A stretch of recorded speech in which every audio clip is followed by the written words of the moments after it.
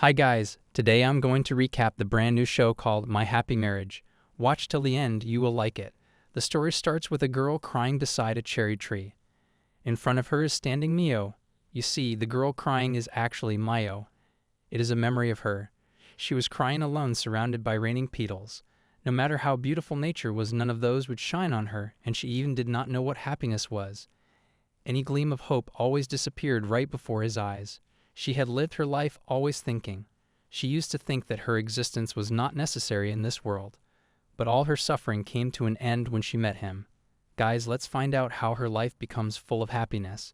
Let's go to the timeline before Miyo meets with him. It can be seen that his stepsister, Kaya, is yelling at Miyo because the green tea is bitter.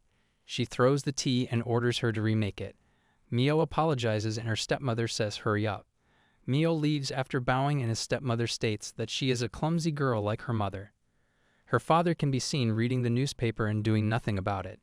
Miyo hears all their conversations. Later, a man named Tatsuishi comes and reveals that he wants to talk with Shinichi, the father of Miyo. When Miyo is about to swipe the garden, she hears a conversation between the two servants talking about a marriage offer as Mr. Tatsuishi came.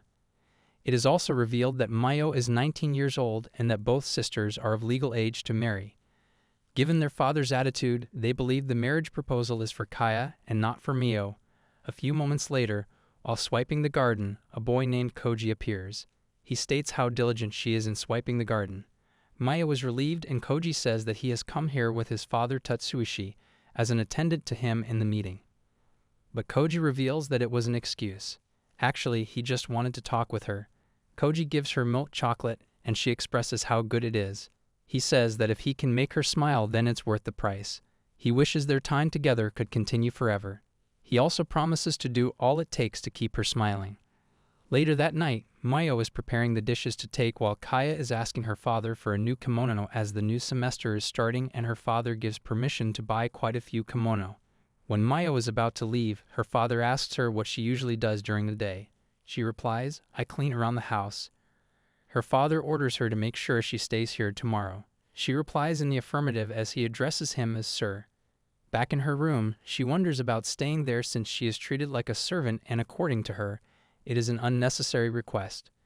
It is revealed that she never goes outside the boundaries of this house. The next day, Miyo is washing the dishes. Kaya appears searching for his mother. Kaya tells Miyo to wash her face since she looks terrible with that suit as she laughs. Kaya notes that she is an embarrassment to the Saimori family. Later, Koji arrives and states that he has come here today to discuss an important matter with her father. He then gives her the sweet box and leaves. It seems he is uncomfortable with something and he says to herself, "Why does it has to be in this way?" A servant informs Miyo that his father is calling her. While going, she gets her hopes up as she is thinking it is a marriage offer from Koji. Miyo bows before entering the room. Her father says that today's meeting is nothing other than the future of their family. So he decided to let Koji marry into the Saimori family and take over, and the one who becomes his bride is Kaya, which shocked Miyo. Miyo internally says that she knew there was no way she could marry. Being treated like a servant, marrying someone would never be easy for her. Her father then says to Miyo that she should marry and leave. Her husband will be Kiyoka Kudo, which shocked Koji, and Kaya states that it will be great since she will get to marry the famous Kudo. Kaya's mother says that it is too good for someone like her with no redeeming qualities.